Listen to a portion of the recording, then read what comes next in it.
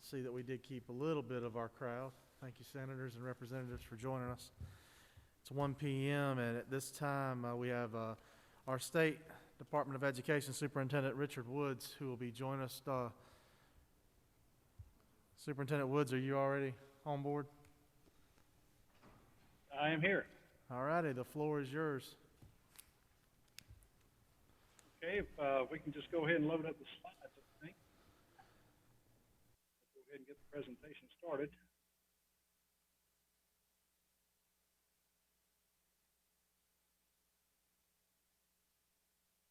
All right, again, thank you, everyone. I think we're loaded up, so we'll go ahead and get started today. But appreciate the opportunity to speak with you today.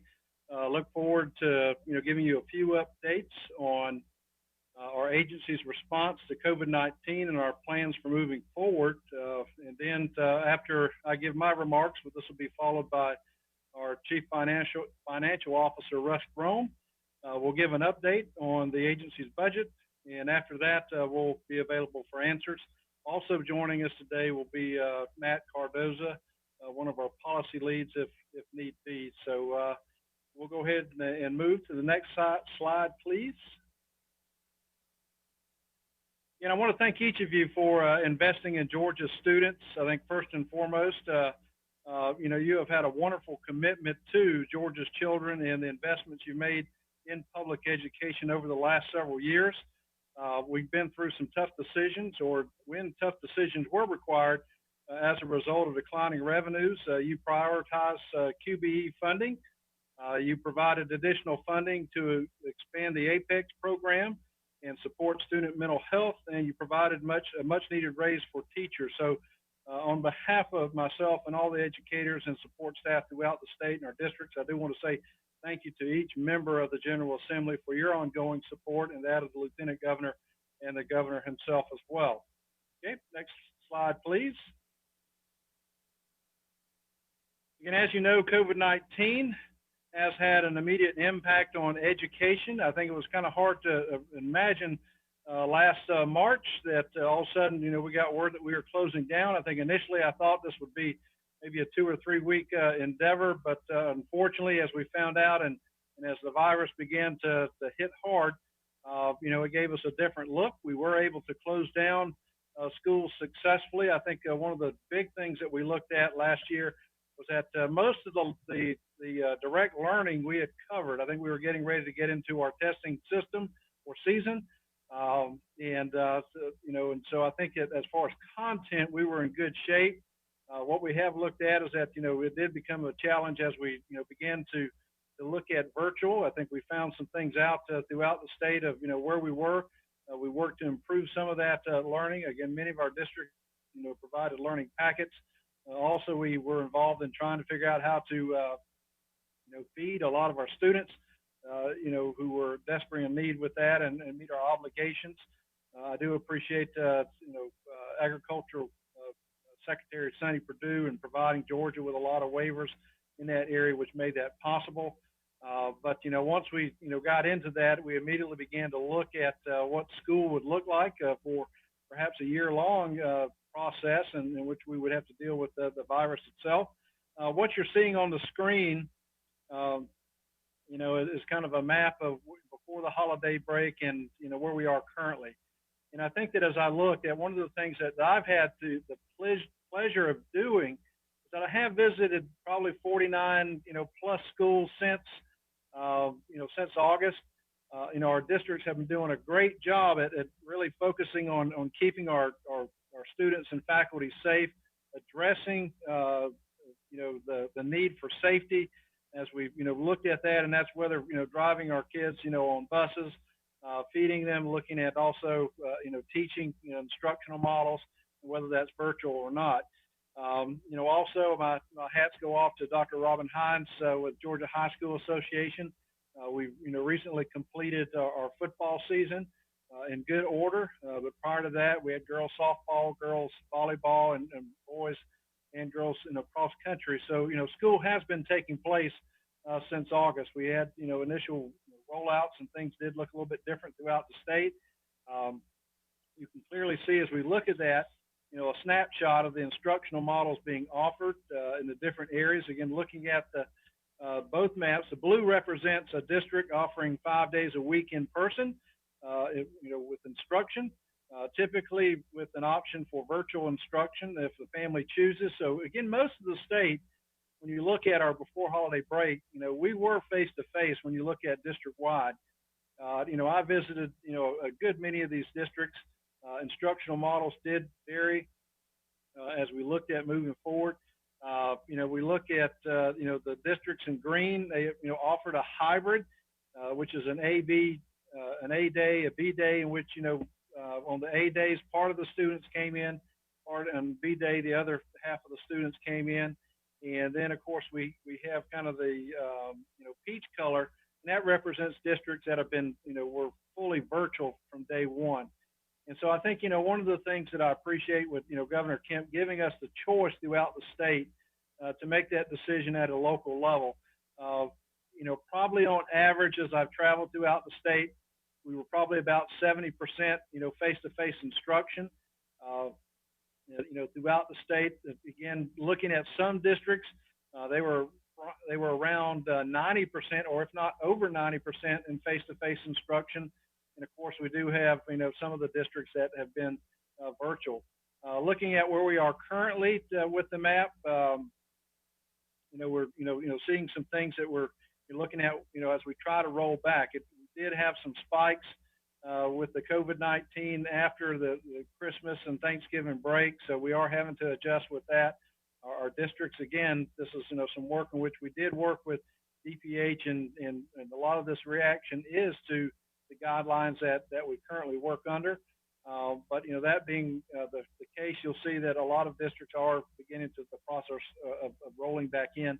In fact, many of the districts, their target date was probably today to start rolling back on our current models.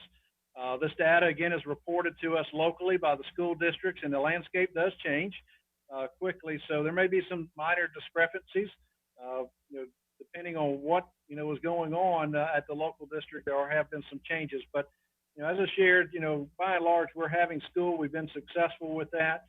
We are adjusting as needed. It has been a challenge, but definitely my applause goes out to all of our districts, and especially down to our local, schools with our teachers and the things that are going on there. Okay, next slide, please. As we look at really our message throughout the year has been really compassion over compliance, and we're trying to meet the changes of the pandemic. Really, this was a huge undertaking, something that I think that as we look at has been a daunting experience for all of us across the state, and no less for education. But we have had a lot of great partners working with us to make this take place, to make it where, schools are going on and education's going on. First, getting room meant we had to ensure school districts had the tools to do it safely. That's first and foremost primary obligation was to make sure that our students and staff could go in a situation in which they felt safe. There was definitely a lot of apprehension as we began the school year, a lot of unknowns as we addressed the school year, and additional planning. I think some of the districts did delay opening schools just so they could have additional preparation, and so I applaud that work itself. But we have been working and did work with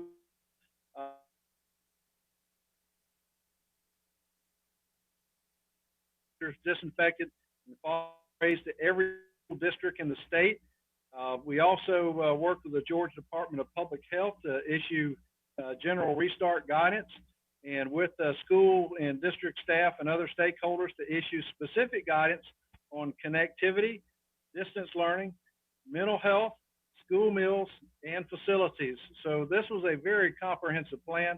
I want to thank Dr. Toomey and her staff and the governor's staff and other agencies, GEMA, for just working together as a complete team, to put this guidance in place and, to make this, a palatable situation in which we could go into the school year feeling that we were, had a great plan in place and that we could do this very successfully. Okay, next slide, please. Without a question, one of the largest challenges we continue to face is addressing learning loss as a result of the pandemic. Again, mentioned we did shut down the face-to-face learning in March, and so we had some extended, learning that we had to look at. We had delayed starts. A lot of our schools actually started school after Labor Day as we began to move forward. We looked at some of the things with the virtual instruction, and trying to look at what needed to be taught as we continue to move forward, and making sure that we prioritize the instruction to ensure school districts had the tools. They needed a diagnostic tool to address learning loss, and we did provide that. We provided a formative assessment called Beacon. This is aligned with our Georgia milestones, and was at no cost to the school district in the state. So each school district now has the ability to monitor and assess our kids in grades 3 through 8 in English language arts, reading, and math. And this is aligned with our milestones. So this gives them the opportunity to really take the time to find out where their kids are currently. This can also be applied to students that are learning virtual as well. So we continue to look at that and prepare our kids for learning. I want to assure you that one of the things that as I have traveled throughout, our districts are assessing their students. A lot of them are using Beacon, but it may be other assessment tools that they have used in the past to make sure their students are learning and progressing where they need to be. So, that is something I do want to reassure everyone that is taking place. We have also trained 15,000 teachers on virtual learning. We doubled the capacity of Georgia Virtual School and partnered with Georgia Public Broadcasting to create learning resources that are available online through public television. So this has been, really a team effort throughout the state, using, public and private partnerships to make this happen. Definitely the learning loss, continues to be something we are, going to look at, and I'll address a little bit more of that as we move forward. So next slide, please. As we look at learning loss, we're also working to create a grant opportunity for school districts specific to addressing learning loss, allowing them to extend the school year or school day or provide summer programs. I think this is going to be necessary when we look at where our kids are. As I shared, we have learning implementation and platforms. They vary throughout the state.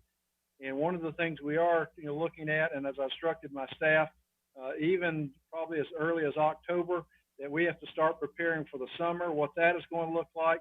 How can we support our districts in whatever platform they have chosen to make sure that we do our due diligence in keeping our kids up to date where they need to be.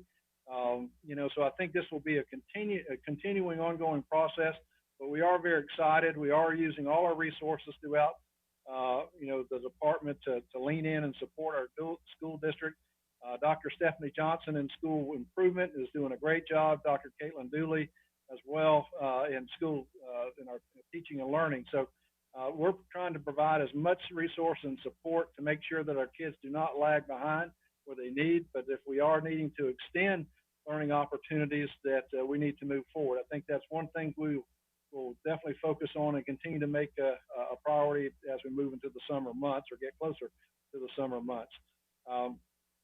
Finally, our school improvement team, as mentioned, is providing direct coaching to the lowest performing schools to help them address learning loss.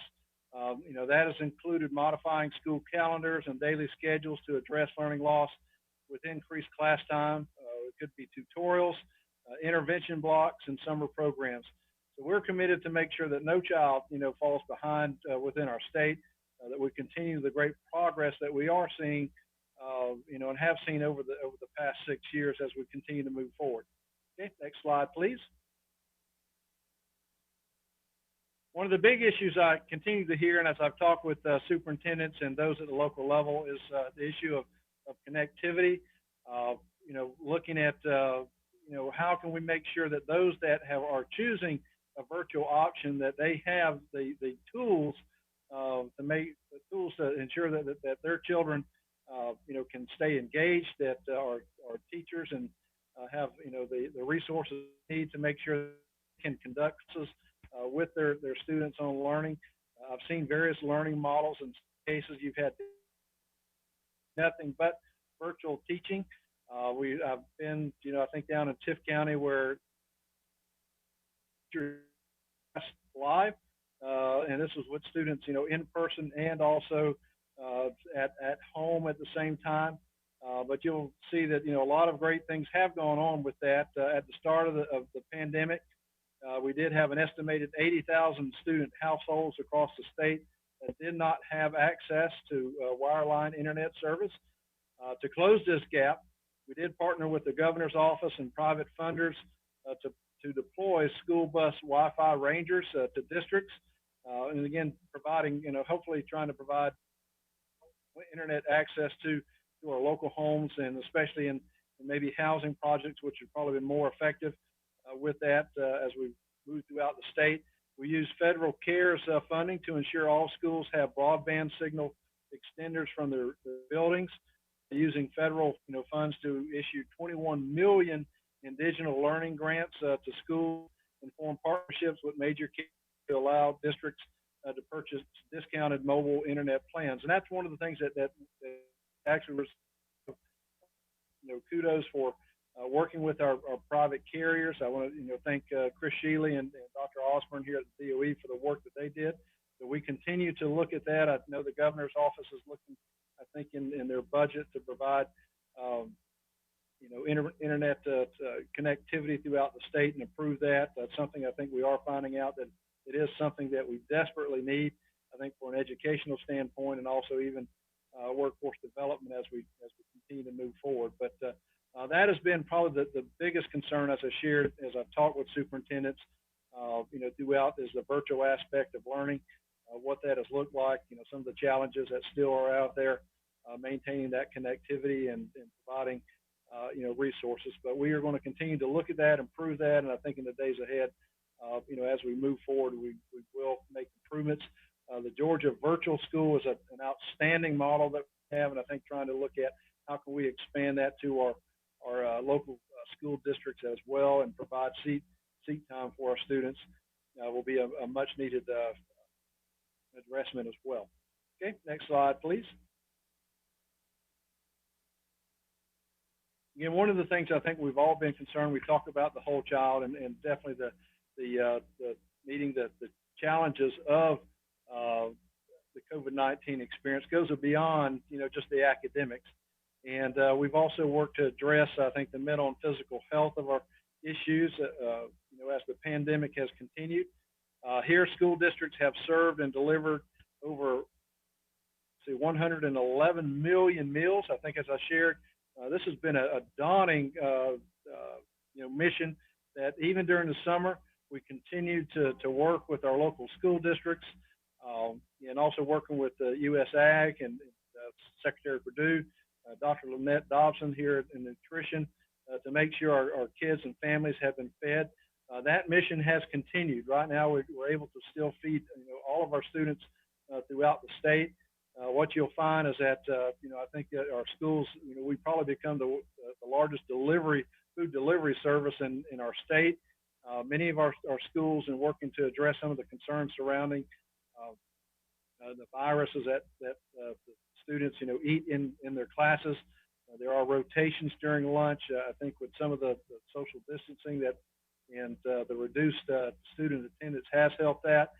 Many of our schools continue with some type of delivery or pickup service for those that are receiving online instruction as well.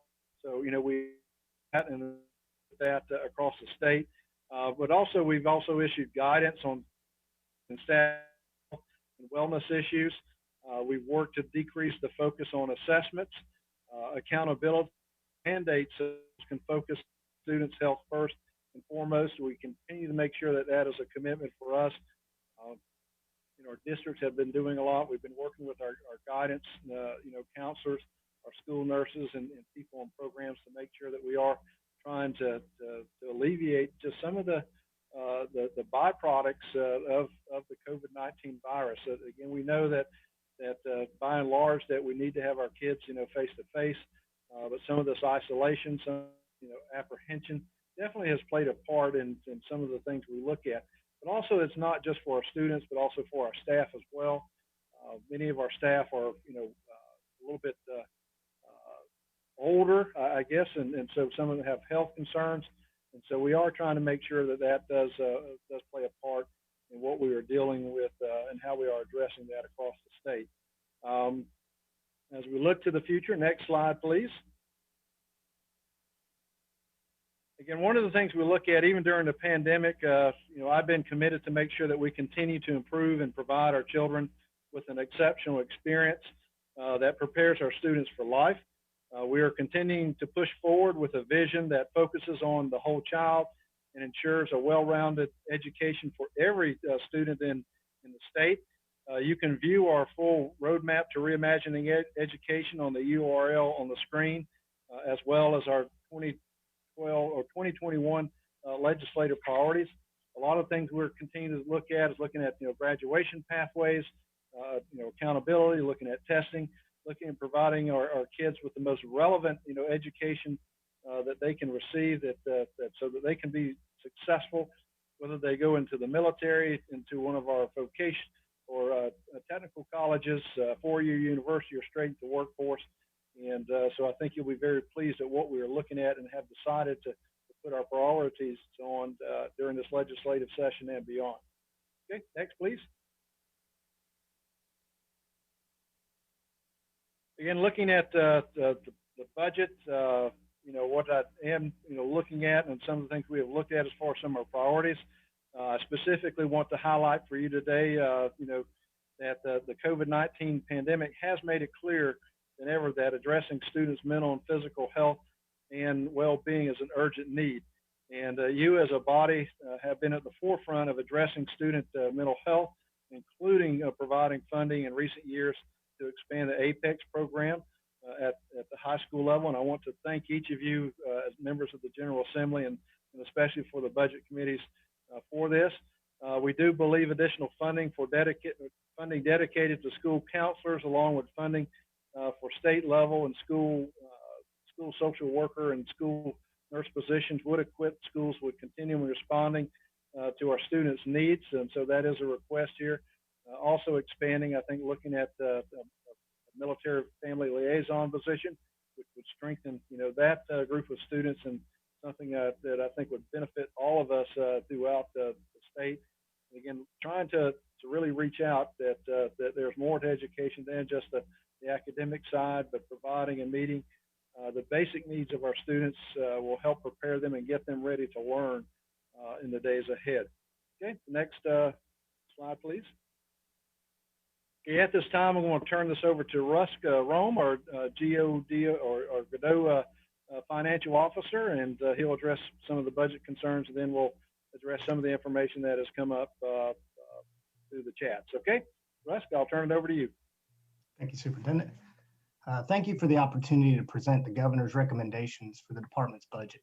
Foremost, we're extremely appreciative of the governor and the legislature's continued consideration of the QBE formula and K-12 funding. The budget instructions and governor's recommendations have exempted the formula and its core components from any further reductions in FY21, and we know that our districts are very grateful for this. In addition, we're excited to see the governor's recommendations include restoring approximately 60% of the austerity cuts to local districts in FY21 and FY22. This equates to about $577 million each fiscal year to our local districts. Next slide, please. Now I want to cover a few slides to give you a quick overview of the significant changes to our FY21 and FY22 budgets based on the governor's recommendations. But before we look at numbers, I think it's important to look at one of the most important factors of QBE, which is our full-time equivalent student counts, which are obtained each March and October. An FTE is made up of 6 segments, which could be multiple combinations of the 18 QBE cost categories. Each cost category is weighted differently, or in other words, funded at different amounts. Next slide, please. This slide shows the QBE FTE counts from FY15 through FY21. As you can see, we were experiencing growth from 2015 to 2018. There was a slight decline, and then it picked up in 2020. Then, as many of you are aware, due to COVID-19, we had a significant decline in FTEs in our most recent calculation, resulting in a reduction of about 36,000. Next slide. This next slide shows the reductions by QBE program. As you can see, there is significant reductions in early grades, specifically kindergarten. It appears many of these students were not enrolled and may have been homeschooled. This is important because we anticipate that these FTEs will be returning. Now I will discuss the changes in the governor's recommendation for our fiscal year 21 amended budget.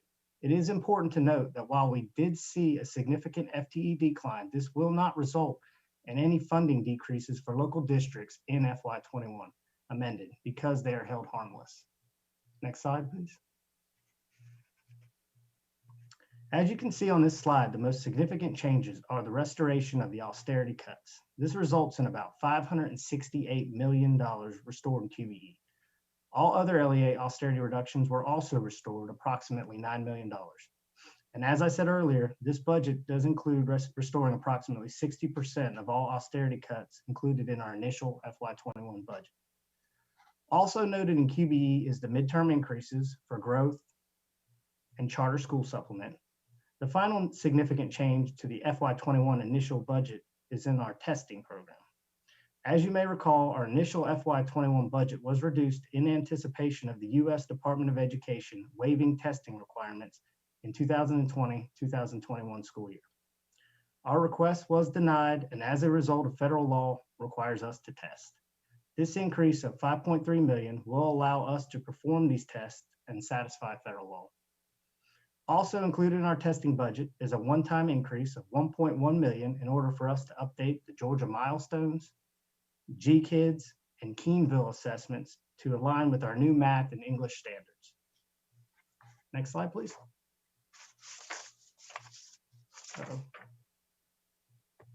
Sorry. Now let's look. Next slide, please. Now let's look at our 22 budget. As I noted, the FY22 budget also includes austerity reductions to QBE of the $568 million.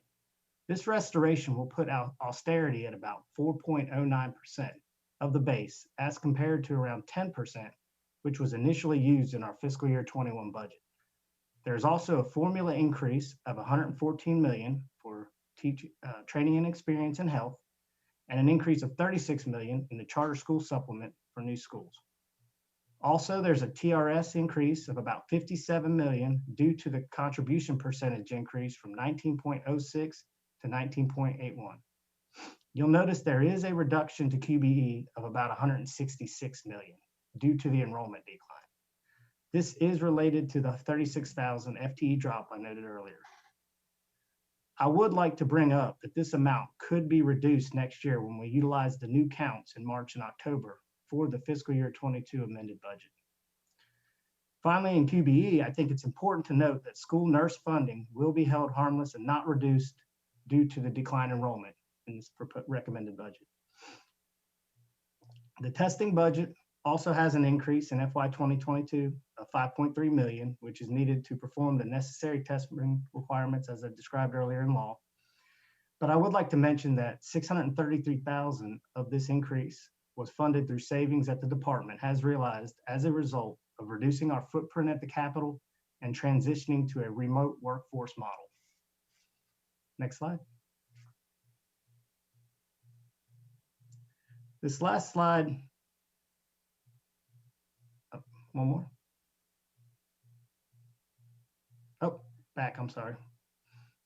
Yes, this last slide shows some other significant recommendations in our FY 2022 budget.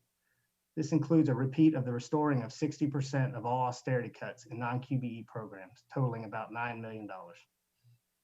Lastly, it is important to note that there are LEA grants that were reduced as a result of the enrollment decline. These total approximately $9.5 million and include sparsity, residential treatment facility, preschool handicap, GNETs, and RESA grants. Thank you.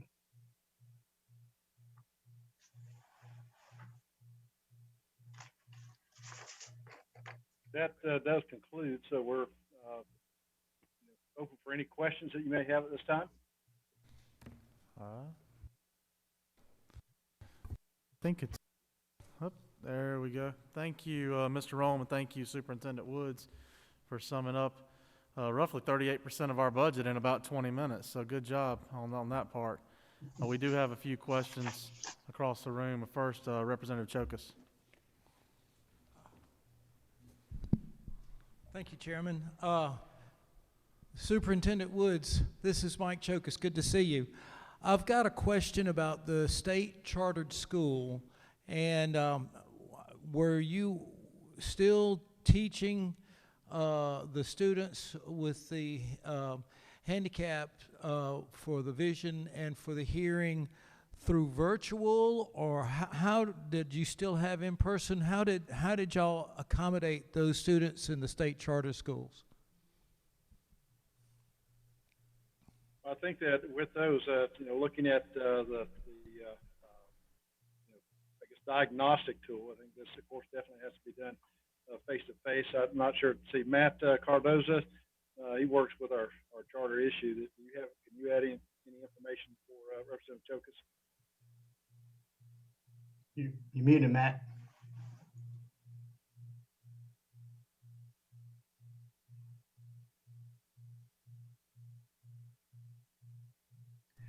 I think, Matt, you're muted.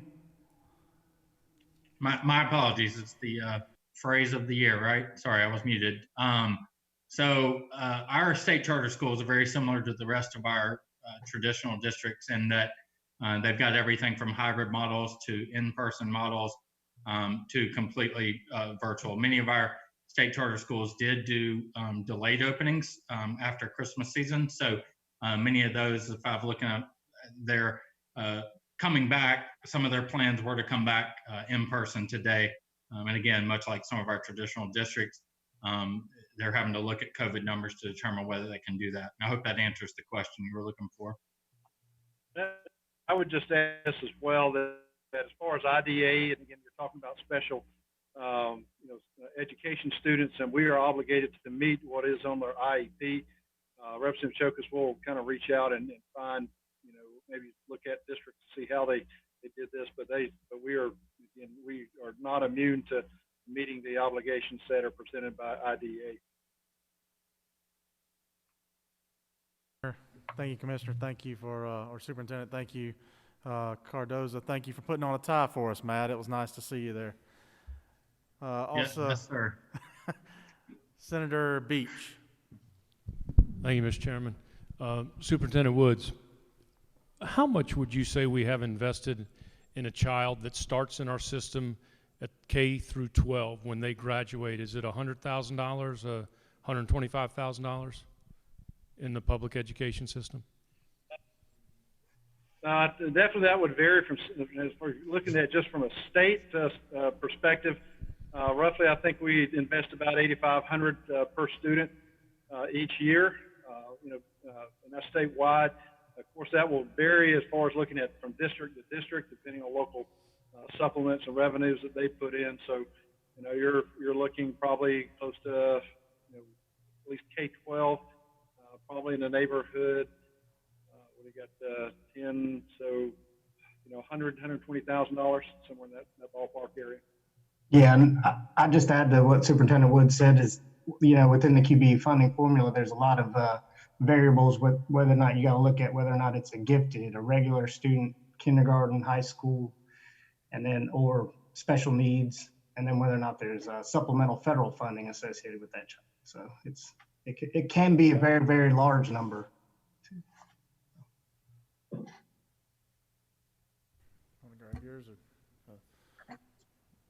We got one more question in the room. Looks like Representative Watson.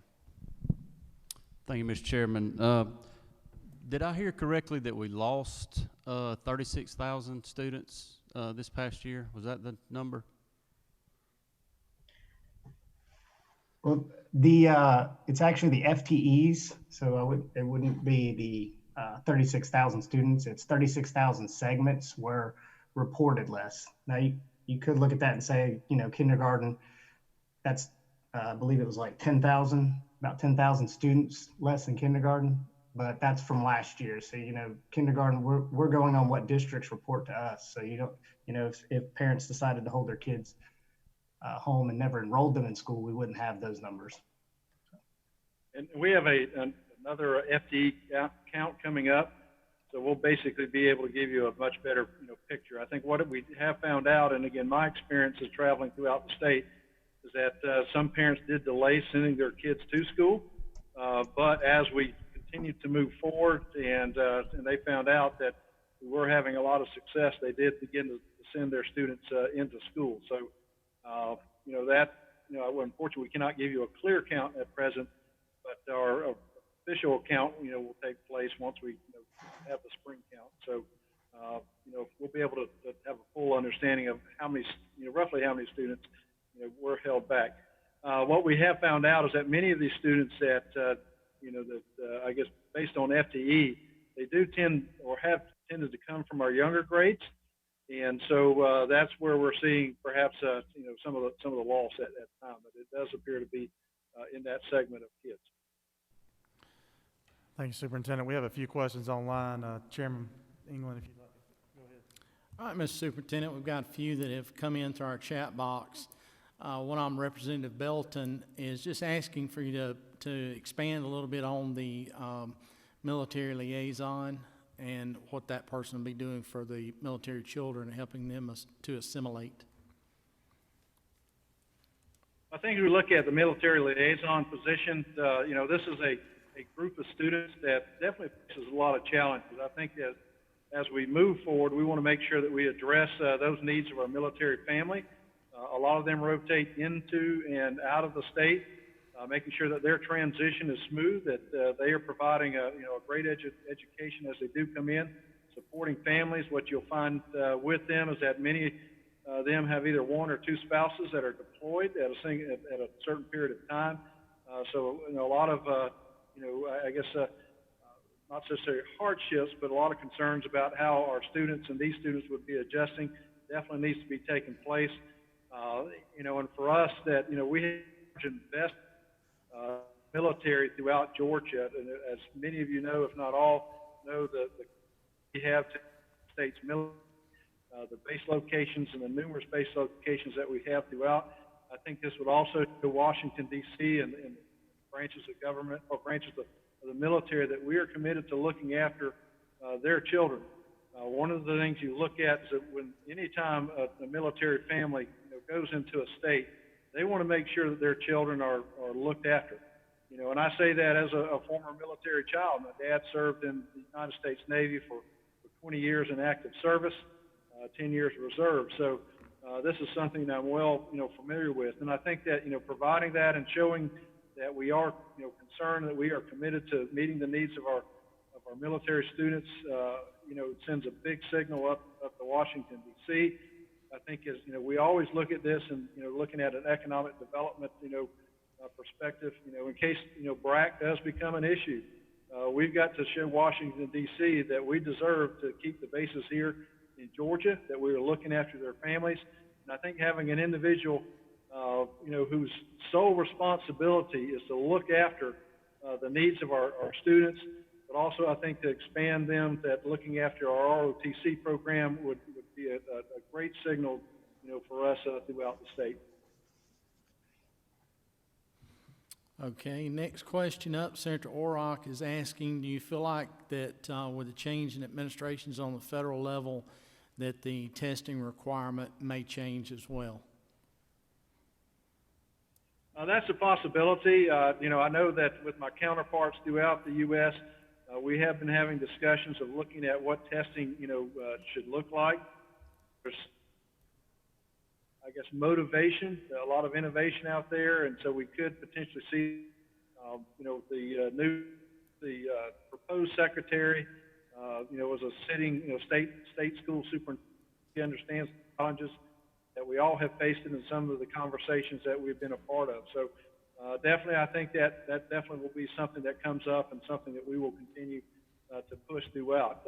Looking at, making sure that our tests are relevant, making sure that we're, providing a good education, not just looking at, are we testing each year just to test, and looking at, something beyond equity, but, is it, are we meeting the educational needs of our students through the testing model we have?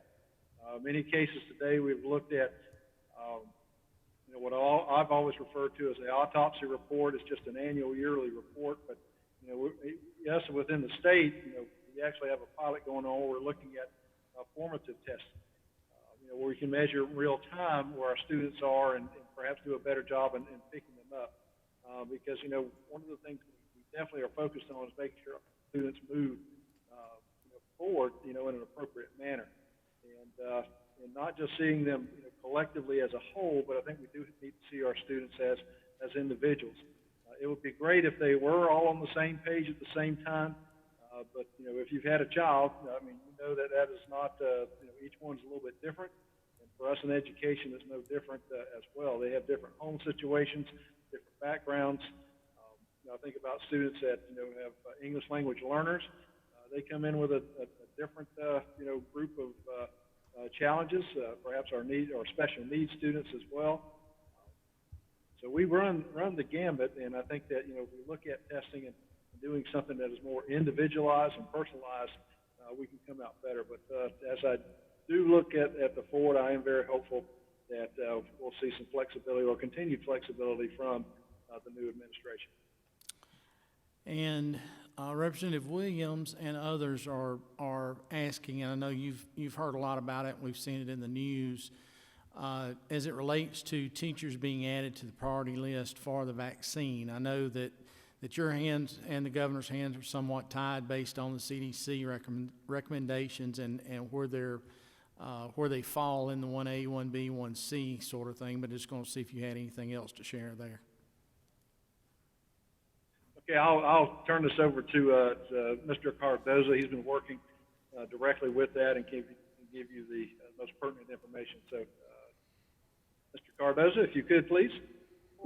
Sure. The quick answer is that we're working closely with the Department of Public Health, and as y'all probably know, the 65 and older group was added to Phase 1A. So Phase 1B that includes teachers who are under 65. We are certainly hoping that we'll get there sooner rather than later. But working closely with them and with districts, we are looking at a task force of some districts that have some really good vaccination plans in place right now. And they are ready to roll those out as soon as possible. But again, as the chairman mentioned, we are bound a little bit by what CDC recommendations are, and right now, teachers being in that Phase 1B.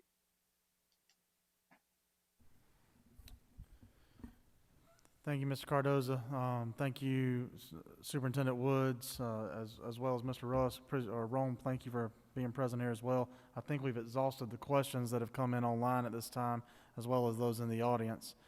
So thank you again for your presentation, and I'm sure that the members will be following up with you individually in our subcommittee levels. Thank you for being here. I have my hand raised. I have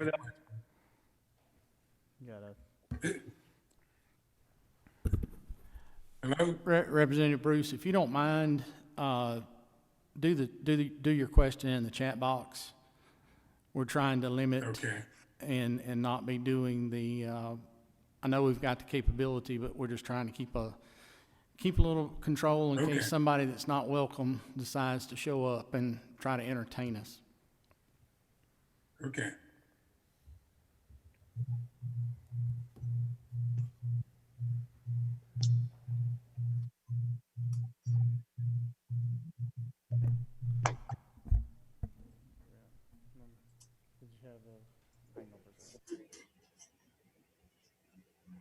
Representative Bruce, we're waiting on your question in the chat box.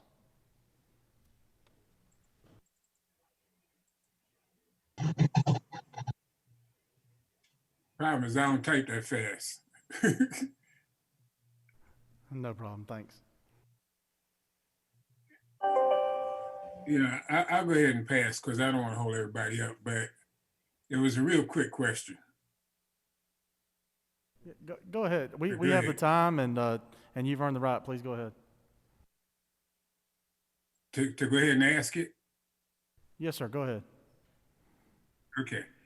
What I was trying to, when you were talking about the learning loss, I was trying to figure out if that was due to the inconsistency because, we keep taking the teachers and the class and the students back and forth. 1 week they're in, 1 week they're not in.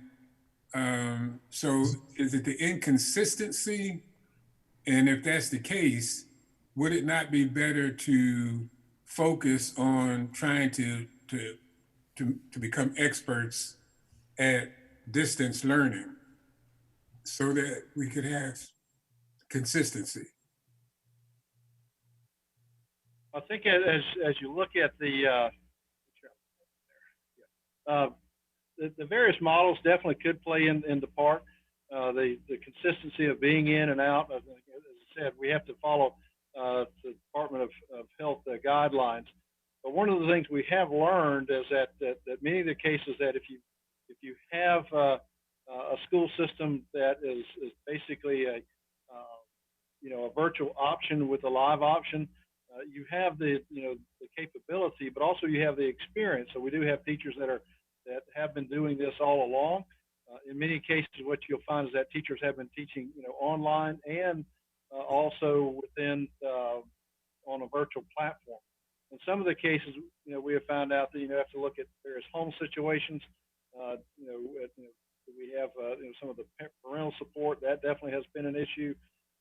Connectivity is always an issue that we look at. So I think that, in being mindful of many of the parents, or at least the ones that I've looked at, they appreciate the option. We appreciate DPH with, kind of reducing some of the wait time we have in there.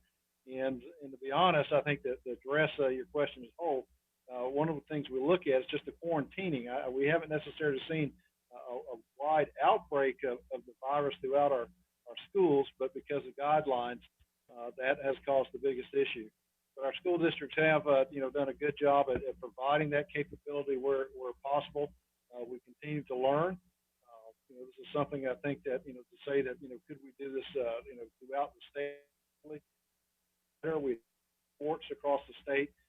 We have actually provided training teachers how to become virtual instructors. So that's we continue to lean and provide for our districts as well. So we're going to have to look at everything, across the state, looking and evaluating what we have and have not been doing, to see how successful we have been. I think some of the formative assessments that I previously mentioned will help us out. Looking at learning, as I shared, one of the things that our districts have been doing, they have been evaluating their students. And I think that as you look at evaluating those students, that comes in different forms and fashions. With the Beacon, which we provide at the state level, you can do that for a student that is, learning virtually. For some of the other platforms, I'd really have to reach out to districts to see how effective that is, or do they have, the capability to do that, virtually as well. So, some of the data we give you, we just don't know as of yet. We will kind of take this information as we go on. We make decisions for the summer. I would really just, want to just say this. I think that, we hope that, we have the vaccines and we can begin, the next school year, back to normal where our kids are face to face, looking at options opportunities we have. We have learned a lot during this session. But, the impact of the virus, I think, is definitely going to be felt for a few years to return. Hopefully, we can continue to address this, and we may have to look at our learning platforms and models to make sure that, as we catch our kids up, what do they need to focus on, where that learning loss is taking place. Because each grade band, it looks a little bit different. K-5 is definitely pre-K to that. Pre-K-5 is definitely a very important landscape, because we learn so much of our foundational skills there. High school, just because of the way it's organized, looks a little bit different. Middle school is kind of a blend, and so I think that we look at each segment a little bit different. But hopefully, like I said, we can get this down. But most of our kids, as I said, roughly about 70% of our kids, we have been probably close to face to face. So, and with most of our schools coming online, should help that out. With that being said, this virus has shown itself to be somewhat unpredictable at times, and hopefully we get the vaccine out. And again, if I'm not mistaken, Matt, the vaccine is really for our teachers and educators. I have not seen anything that as is going to be provided for students in the near future. That's right. For the vaccine, testing has not actually even been done, trial testing for 16 and under. So the vaccine itself would be for teachers. Thank you for your answer. I think Chairman England had another comment come in online.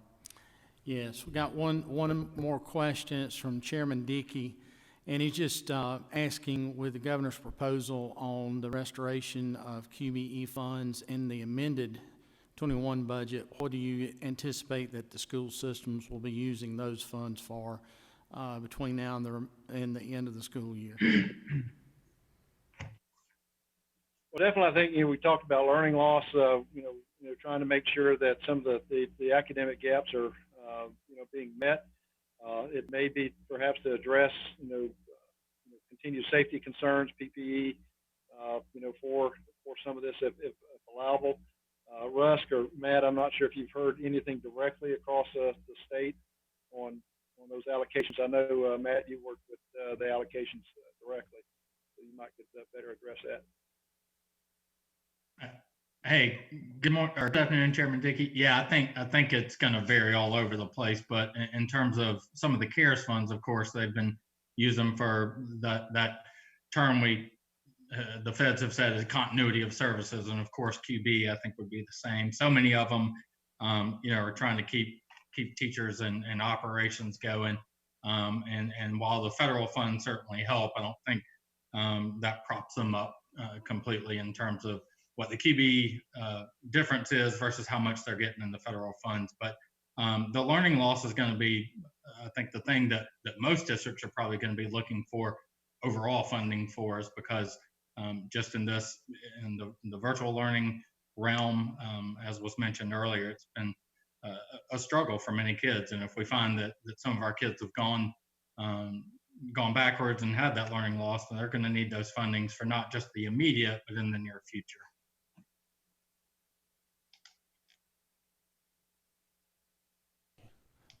Thank you, Matt. I think has that covered all our questions online now? We've got them online. Any more questions from anyone present here in the audience? Superintendent, thank you again. Thank you for your staff for joining us. And again, we look forward to seeing you at the subcommittee hearings that will be beginning very, very soon. Thank you very much. Appreciate your time. Thank you. Thank you for your time. We're about 5 minutes ahead of schedule. I don't know if we have Chancellor Wrigley on already. Okay. Yes, sir, Mr. Chairman. We've already got the Chancellor. If it's okay with the members, rather than taking a 5-minute break, we'll go ahead and push on through. If that's okay with you, Chairman England. Chancellor Wrigley, thank you for joining us. I look forward to hearing about our university system and what's been going on. Thank you, Mr. Chairman. Appreciate the opportunity to speak with you and the committee today about our budget requests and also an update on the university system of Georgia. More than ever, we really are grateful to you all for the support, particularly the last year, and the support of the governor and his team. You've heard from the other agency heads about the challenges, and we've faced ours as well, but we've had great support from you all, and we do very much appreciate it. Tracy Cook is with me today. She's the Executive Vice Chancellor, oversees our fiscal area, and she will go into more details in a few minutes about the budget request. But I'd like to give a brief overview about the past year and where we think we stand and where we think we're headed in the coming year. From the beginning of the pandemic, we made decisions believing the virus would affect us for a year or more.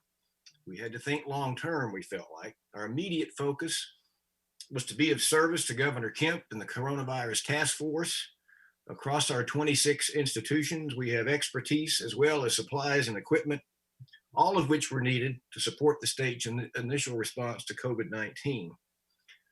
Our institutions quickly redirected critical medical and PPE supplies from their campuses to healthcare workers fighting COVID-19, including providing to GEMA and DPH nearly 40 ventilators, 20,000 surgical and N95 masks, and more than 375,000 gloves.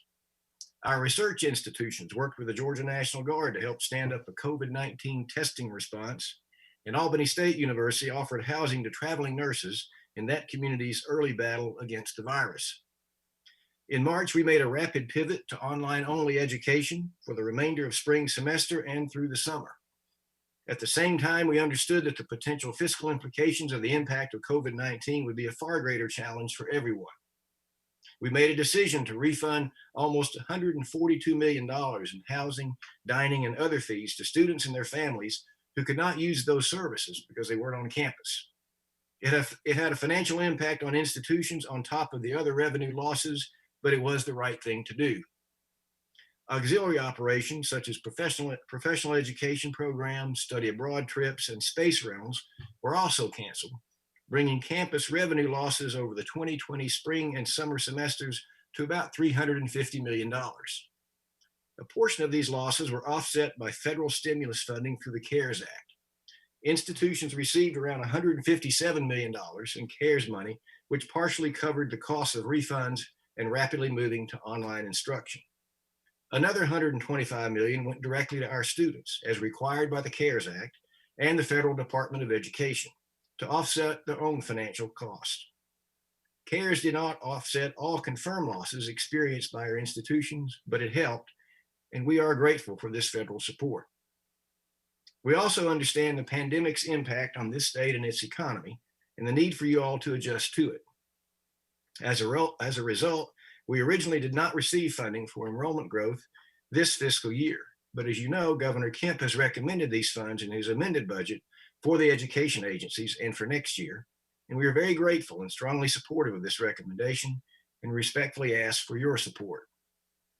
As with other state agencies, we also had an FY21 budget reduction that for us was $263 million. Nor did we increase tuition or fees, so the enrollment funds in the amended and FY22 budget will certainly help offset these revenue impacts.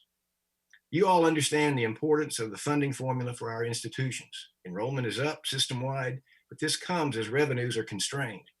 The formula directly supports teaching and student success across Georgia, and I would appreciate support for the formula funds that are vital to helping us carry out that mission. I spoke at the biennial last month about how people's lives have been changed by the teaching, research, and service being done by our campuses. Expanding people's horizons is our purpose, is at the core of what we do to carry out mission, to create knowledge. To illustrate Chairman Tillery, I'd like to share a story.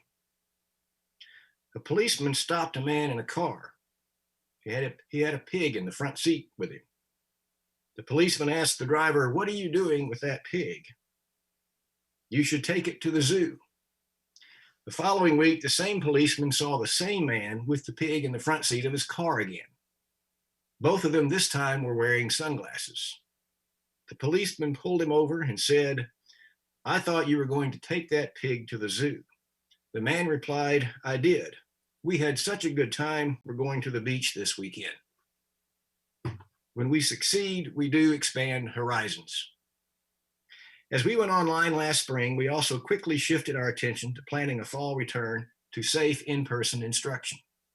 We believe strongly that in-person instruction is best for the vast majority of students, and carefully prepared and then executed plans for their return to the classroom. We required social distancing, provided over 2 million masks to campuses, and supported testing either on campus or in conjunction with local partners. We are now at the start of spring semester. In-person instruction is continuing. Institutions are working closely with the Georgia Department of Public Health for when vaccines are available to our campus communities. Even with the pandemic, our campuses continue to teach, conduct research, and carry out public service projects while protecting health and safety. Our goals of being more affordable, more efficient, and graduating more students have remained unchanged. What we have changed in recent years is our approaches of how we graduate more students ready to work and contribute as citizens. We talked last year about the future of work and how we are adapting degrees and coursework to meet industry needs. As part of our degree review process, we now require institutions to show how a proposed degree ties to labor demands in a local community. For example, South Georgia State College recently sought approval for a new Bachelor of Science degree in Mechanical Engineering Technology. South Georgia State demonstrated that 12 companies in Coffee and Ware counties needed some 60 employees trained in engineering technologies over the next several years. Georgia Highlands College launched a new bachelor's degree in Building Information Modeling Management. to train students how to manage design information during the building construction process. It's the first degree program of its kind in Georgia, only the second in the nation, and it comes as the Department of Labor projects annual growth of 1.1% annually in construction occupations and nearly 7,100 new jobs in architectural and engineering services in Georgia over the next 5 years. We've talked before about jobs created after the Great Recession and how 70% of them went to people with a bachelor's degree. The pandemic is still unfolding, but bachelor's degree holders have now also nearly fully recovered from job losses suffered since last spring. Getting a degree rewards the individual and our state, as bachelor's recipients earn almost twice as much in a lifetime as those with a high school diploma. And those earnings will increase Georgia's gross domestic product by almost $2 million per graduate. The good news is we are graduating more students than ever. Since 2011, our enrollment has grown 7%, while the number of degrees awarded has increased 29%, to almost 71,000 last year, the most in our history. The rate of awarding degrees, therefore, is 4 times higher than the rate of enrolling students. We are pleased with the success of our students, and our board is committed to keeping costs low, as that is the best way to help them complete a degree. Over the last 5 years, the average annual tuition increase in Georgia is only 0.9%, less than 1% a year, far below the rate of inflation. In 3 of the last 5 years, we have not raised tuition at all, including for the current academic year. As a result, Georgia students and families pay some of the lowest tuition and fees in the Southeast and in the nation. Among the 16 states in the SREB, we rank 4th lowest in undergraduate tuition and fees. And nationally, 36 states have higher average tuition and fees for 4-year degrees than Georgia does, highlighting the financial advantage of attending college in the USG. Inexpensive does not mean inferior. While our cost is low, our performance is high. We every year have institutions ranked among the best in the nation and are one of only 3 states with at least 2 public universities, the University of Georgia and Georgia Tech, ranked in U.S. News and World Report's top 15. At the same time, we have become more efficient as our spending per degree over the last 6 years has declined by 7%. We have also pioneered the use of free or low-cost textbooks. The resulting savings to students are substantial. Last spring, USG students saved $27 million on textbook costs, making us a leader in the nation. And through the system's eCore program, you can take the entire core curriculum online and the textbooks are free. Our goal has been to change how we do things and make the organizational culture more efficient while graduating more students. And right now, regardless of the pandemic, that's what we are doing, graduating more students than ever and spending less to do it. We are also doing more to help students with their well-being. With support from Governor Kemp and GEARS funding, we have launched a plan this spring significantly expands student mental health services at all USG public colleges and universities. We are also pleased that Governor Kemp, as he mentioned in his State of the State speech, has set aside $5 million from the same funds for GAP scholarships for students impacted by COVID-19. The past year has presented challenges, but we have overcome them. Obstacles remain, but I'm optimistic about what is ahead. We are thinking about these challenges and, most important, acting to address them. We do very much appreciate your support. We have much work to do together, and we cannot get better without your support and guidance. We're grateful to you and Governor Kemp for your long-standing investment in the university system of Georgia, and we look forward to working with you this session. Now, Tracy Cook, our Executive Vice Chancellor for Strategy and Fiscal Affairs, will present the specifics of our budget request. Thank you. Thank you, Chancellor. Can everyone hear me? We can. Yes, Tracy, go ahead. Thank you. Thank you. I have a couple of slides. Hopefully everyone can see them. So thanks, Chancellor, and thank you, Chairman Tillery, Chairman England, and committee members. And as the Chancellor mentioned, I'm going to discuss the fiscal year 21 amended and the fiscal 22 budget recommendations. As the Chancellor mentioned, the university system, thank you, there you go. As the Chancellor mentioned, the university system sustained revenue losses of about $350 million last year due to this pandemic. And additionally, like all other state agencies, our fiscal year 21 state funds budget was reduced due to declining tax revenues. And the reduction of 10% amounted to a loss of about $263 million in state funds appropriated to the USG. So our institutions responded to these reductions by finding efficiencies and cost savings where possible, but by also freezing vacant positions, scaling back on some non-essential services, and in some cases, eliminating jobs. These cuts came at a time when the university system enrollment had grown to its highest ever, making the task of absorbing these reductions even more difficult. But our overall goal sought to minimize the impact on instruction and student support. The recommendations for fiscal year 21 amended budget includes a net increase of $65.6 million in state funds for the university system institutions and its pass-through organizations. And I'll highlight each item here for your information.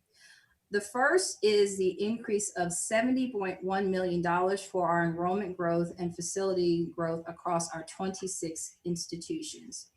To explain the request, I'd first like to take a minute to provide a brief overview of our funding formula as it drives this item. Almost 90% of the funds that are appropriated to the state, to the university system from the state come to us through the funding formula. And this formula is the basis for our requests each and every year. The primary driver in our funding formula is enrollment, specifically the number of credit hours that our students take. The amount of physical space on each campus is also another major driver. Credit hours from the most recently finished year are used in the formula, which means our formula is always and has always been on a 2-year lag. In fiscal year 21, the Board of Regents made a request of $70.1 million related to this growth. In that year, our students took over 8.5 million credit hours, which was an increase of about 1.3 over the prior year. But due to the uncertain revenue picture of the state, the growth was not funded in the original fiscal year 21 Appropriations Act. And as the governor mentioned, he has now recommended this growth to be added to our budget for fiscal year 21 amended and permanently moving forward. We are very grateful for the governor's recommendation to provide this funding for the enrollment growth. In years of growth, without additional state support through the formula, we are essentially absorbing a budget cut. I should be clear that these funds do not backfill the 10% budget reduction, which I mentioned earlier.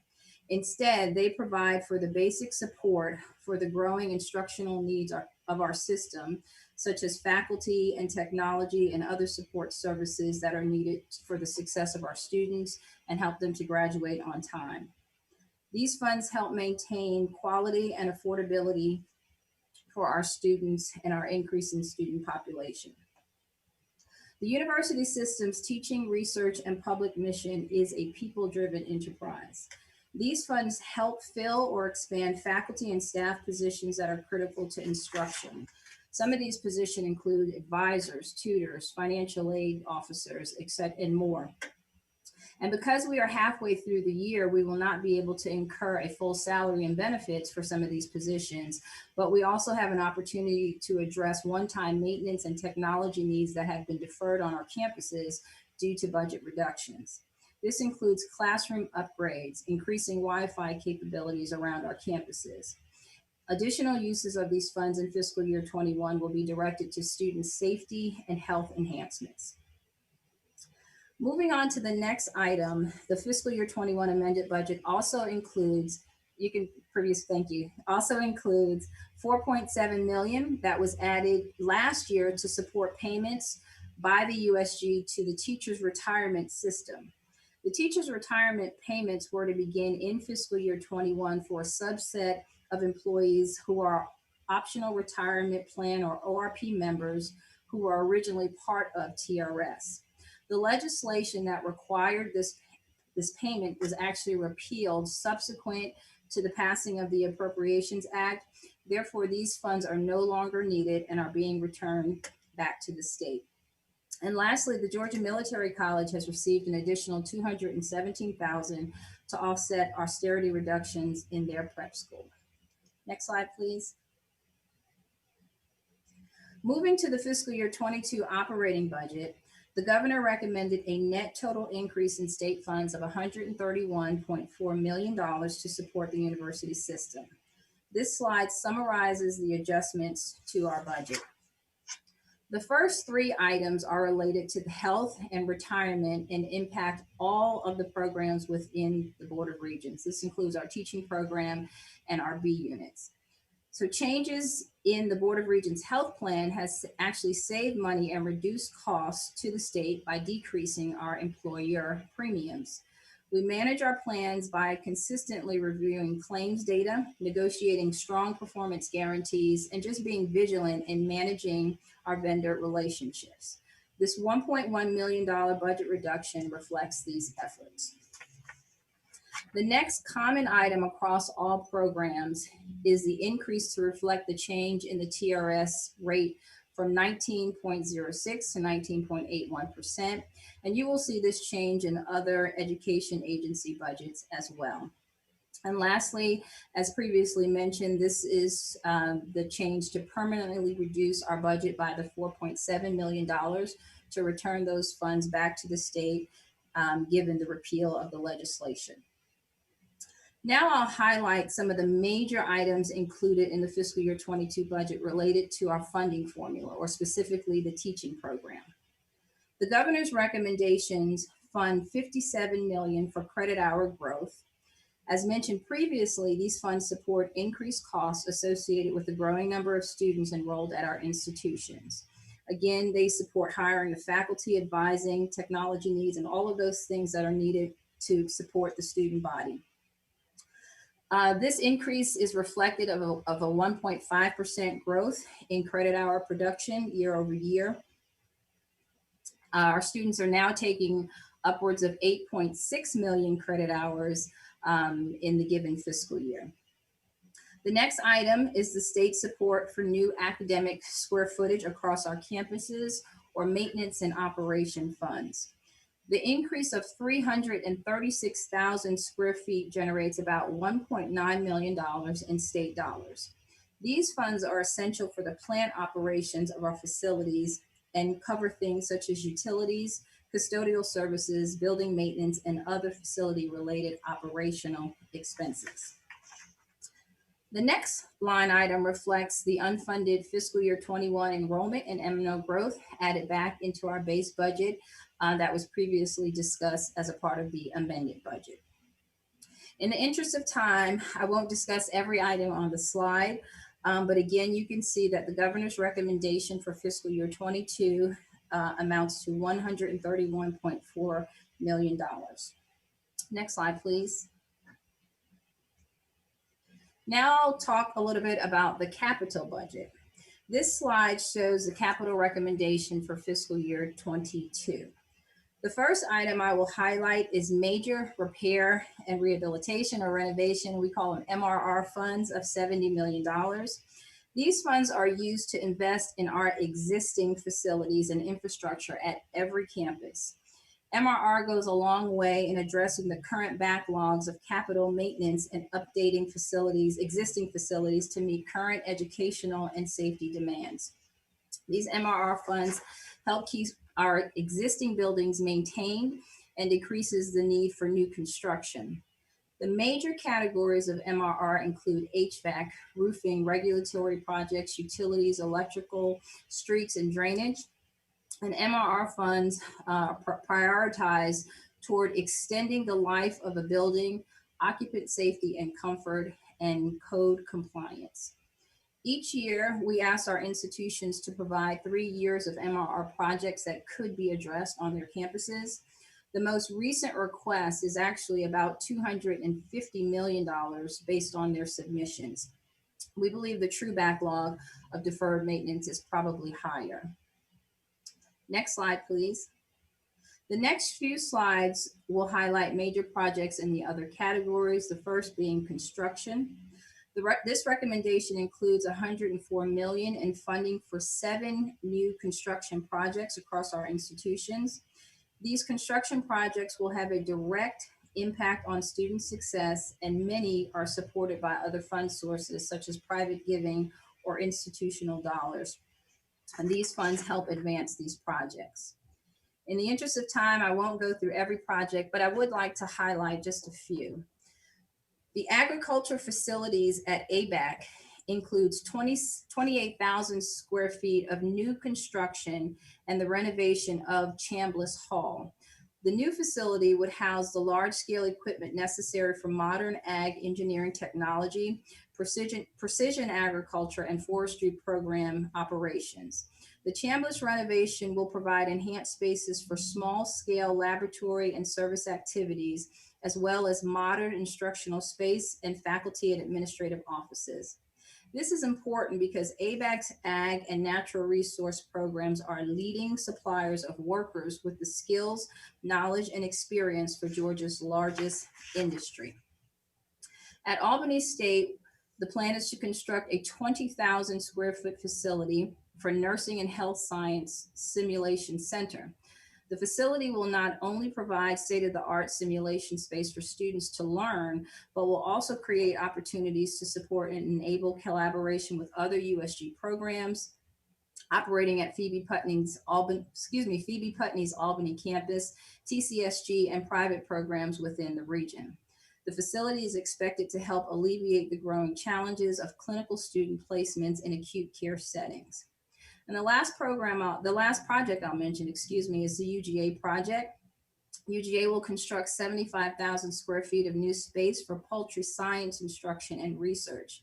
And as you know, Georgia is the #1 producer of poultry in the country. UGA helps maintain this position by leading the nation in poultry science research. The new facility would help UGA continue to attract and retain world-class scholars, address emerging issues in poultry health and welfare, and further cutting-edge research for the benefit of the state's poultry farmers. This includes establishing a poultry food safety intervention strategy lab, which will be the first of its kind in the nation. Next slide, please. The governor's recommendation includes $8.9 million to provide equipment for 2 projects that were previously funded for design and construction. These projects are currently under construction or renovation, and the next phase is to now equip these facilities. Additionally, $1.7 million has been provided in the governor's recommendation for the planning and design of 1 new project. Next slide, please. On this slide, you will see the recommendation for 6 small capital projects that were included in the governor's budget. Small cap projects are typically $5 million or less. Like MRR, these projects are important as they allow us to renovate and or repurpose an existing facility to maximize its utilization. Small cap projects are generally more extensive than single MRR projects, and in recent years have helped us to accomplish building-wide renovations or repurposing, and system upgrades. Again, I'll share just a few examples. At Atlanta Metropolitan College, $3.2 million will be used to upgrade the original systems and infrastructure in the academic building, which was built in 1977. This academic building houses a significant amount of the college's classroom instruction. The project will provide a better teaching and learning environment by improving environmental conditions. In addition to the LED lighting installation, there'll be improvements to the HVAC, door systems, fire suppression, and replacement of the original system boilers. At Kennesaw State University's Crawford Hall, which was built in 1961, located on the Marietta campus, this was actually part of the original Southern Technical Institute. This $5 million project will replace the electrical system, roof, HVAC, and windows. Outdated labs will be repurposed for more practical uses. In addition to making the space suitable for academic uses at the growing institution, it will actually also lower utility costs and drive energy efficiencies. Next slide, please. Each of the projects discussed for our institutions have been developed through collaboration with our institutional leadership, as well as our Office of Real Estate and Facilities. The university system maintains a long-term multi-year capital plan, which is the foundation for the annual capital budget request. The request is designed really to meet the needs of the system, understanding the context of funding available. Our focus is space utilization and renovating facilities to meet these needs. We can provide additional information on these projects if needed and look forward to working with the legislative body on these projects. Next slide, please. This concludes the operating and capital budget recommendations overview. And I do want to echo the Chancellor's comments by thanking Governor Kemp, thanking his team, thanking the General Assembly, all of you for your continued support of higher education and the university system. And with that, the Chancellor and I will be happy to answer any questions. Thank you. Thank you, Ms. Cook. Thank you, Chancellor Wrigley. I think Chairman England's going to start off this portion. Good afternoon, y'all. Thank you for your presentation. Chancellor Wrigley, a couple of comments to kind of start things out here. One is our Higher Education Committee Chairman, Chuck Martin, has asked that I allay his thank you for your years of service and just your dedication to higher education in this state from him as chairman of our Higher Ed Committee. And then I will piggyback on that and add similarly that I certainly appreciate all the years that you have put into the higher education system here in the state, and not only there, but through your years of state government. I believe it's somewhere about 36 years now that you've been involved from Governor Zell Miller and possibly before, and through a lot of other changes and a lot of historic things that have happened while you've been a portion of state government. I just want to tell you how much I appreciate that, and more than anything, how much I appreciate the friendship that you and I have and have grown over the last 10 or 15 years. So thank you for that.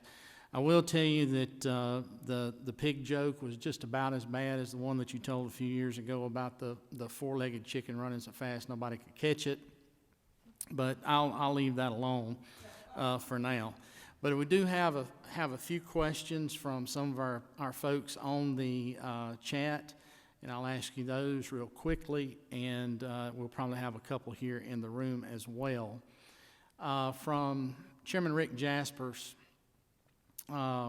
he says that you may have said it and he just missed it, but in the university system of Georgia, what percentage of classes are being taught in person?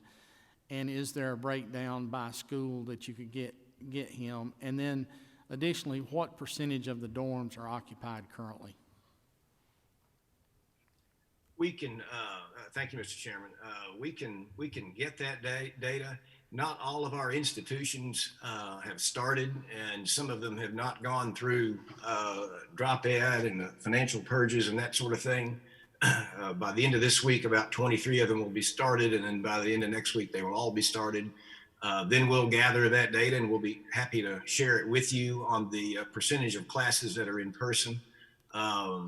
Tracy, do you have info at hand about the dorm rooms that are occupied? We can get that, but again, it's a little bit in flux this time of year because, like I said, not everybody started, and students are still coming and going somewhat, but we'll be very happy to get you that information. Okay. Chancellor, I believe the occupancy is close to 80%, but I need to confirm, but it does vary by campus. Okay. Yes, if you don't mind, get that Chairman Jaspers and others, if you don't mind. And then kind of along that same lines, Representative Belton is asking if you could put the data about the affordability numbers of the university system into a slide or some kind of handout that we could give to members as well, that was very helpful. Be glad. And then, yes, be glad to, Mr. Okay. Representative Carolyn Hughley is asking, did the pandemic bring any new efficiencies to the operations of the university system that you think will be something that will carry forward? Well, that's a great question. We've been working on that area for a number of years. And as I mentioned in my remarks, the amount of revenue, the amount of money we're spending per degree has dropped 7% in recent years. We conducted a comprehensive administrative review of both the system office and every campus in the USG over the past 3 years to look at our processes, how we're organized, positions, all of those things. And we finished that work last year, really on the eve of the pandemic. I think, so we feel like we had made a lot of progress even prior to the pandemic. Clearly, the several areas that we have leaned on a little more heavily that will continue: the use of the digital textbooks is an initiative we've been working on for many years. The use there continues to grow. It's very important for students who choose that route. It saves them quite a bit of money, which again helps them to graduate and graduate on time. We've, I think, learned how to shift more quickly between online and in person. I do think the back and forth isn't always good, and we avoided that. We really didn't want to do that because we felt like it would be a little too disruptive. But the effort that we had made under the comprehensive administrative review beginning in 2017, 2018 really set us up well, we feel like, for operating pretty efficiently, but we know we can always do better, and we'll continue to try to do so. We have a question in the room, Chairman Sam Watson. Thank you, Mr. Chairman. Chancellor, in your opening comments, you mentioned that we needed to be thinking long term, and so I guess my question is related to the continuing to require the waiving of ACT and SAT scores, and how that may affect higher education long term in the future as far as costs go, as many students may decide to skip over some of our smaller state colleges and move on up, and then having increased tuition costs. And is that going to put a burden on our state and parents and the hope going forward long term, and allow you to continue to educate more affordable and efficiently? We made that decision based literally on what was available by the College Board and ACT at the time. Our intention is to go back to requiring it as we have and continue to require it. It was difficult to require it when students simply couldn't get the test. And so that was the reason we made the decision that we made.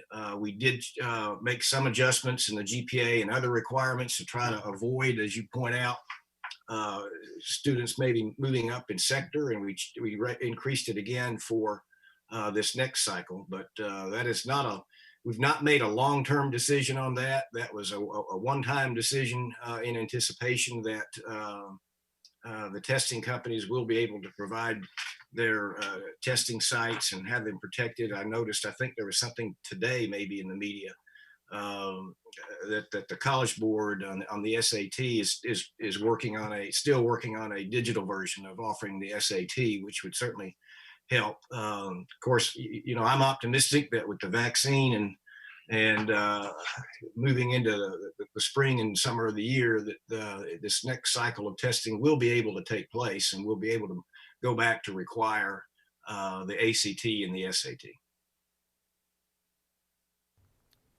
Okay, Chancellor, I've got another one for you from Senator Orrock. She says, Dr. Wrigley, would a more welcoming policy for Georgia's DACA youth to assist us in increasing quality graduates, higher enrollment, and to bring kids into higher education that are barred now by requirements that they pay out-of-state tuition and are barred from our top 3 institutions? Thank you for your decades of public service.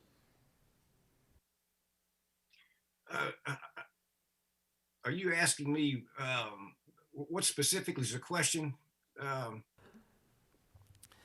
She's, I guess, just saying if there was a more welcome or open policy as it relates to DACA students, what your thoughts are on what it might do for the quality of graduates, higher enrollment, and then also as it relates to the 3 of the top 3 institutions in the state where they're not accepting them at this point. Yes, thank you. As you know, I think that statute's been in place 15 years or so, maybe. I'm trying to remember, something like that, 06, 08. And so it would take a statutory change. So we've not really done any analysis or examined that question, given that it would take a statutory change, and it's been the posture of the General Assembly and the governor's office since that time.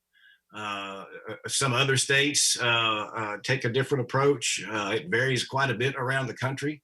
Again, we've not looked at it in detail to try to examine what differences there are and what difference it makes. But it would take a statutory change for us to be able to do that, as I understand it.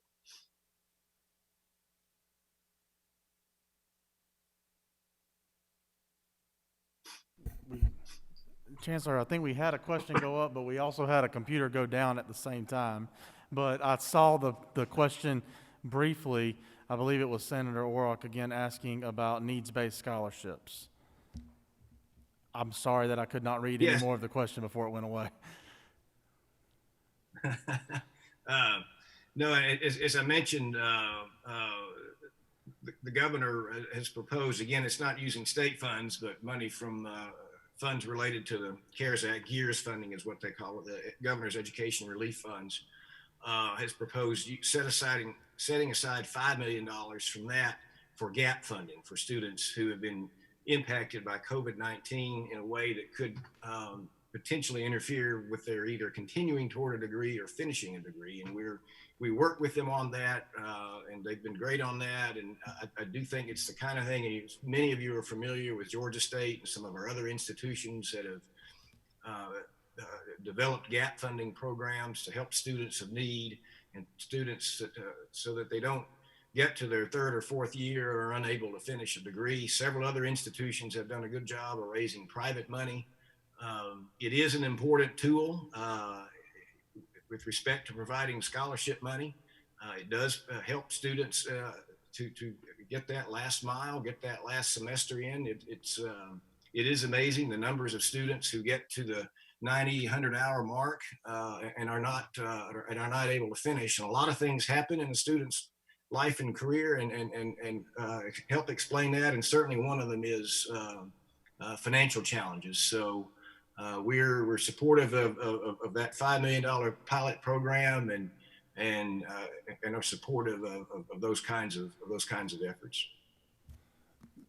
Thank you, Chancellor Wrigley. I think you've exhausted the questions that we saw online, and also those that were here in the room. Let me echo the. We got it. Okay, good deal. I think we answered it. Let me echo the comments of Chairman England. Say thank you so much for your years of service to our state and your steady hand at the head of our university system. We really do appreciate you. Thank you. Thank you all very much. Appreciate the support. Thank y'all. At this time, we've got we're 10 minutes ahead of schedule. I know we've already got President Keel on the line, but if it's okay, we'll just take a brief break, take a quick restroom break, grab water if you'd like to, and President Keel will be with you just shortly. That's great. Thank you.